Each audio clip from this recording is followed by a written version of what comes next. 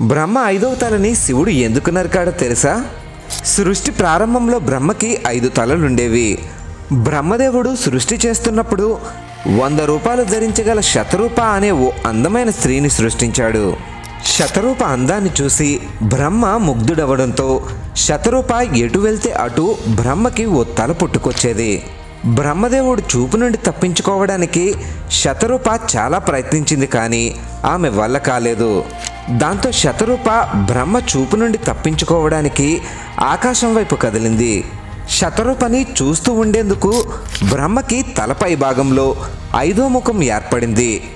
దాంతో ఇదంతా గమనిస్తున్న శివుడికి కోపం కట్టలు తెంచుకుంది.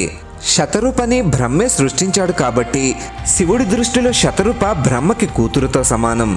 అందుకే శివుడు తన త్రిశూలంతో బ్రహ్మ 5వ తలను నరికేశాడు. బ్రహ్మ తల నరకడంతో శివుడికి అంటుకున్న బ్రహ్మహత్యా పాతకాన్ని శివుడు కాశీలో భిక్షాటన చేసి వదులుచుకున్నాడు. ఓం నమః శివాయ.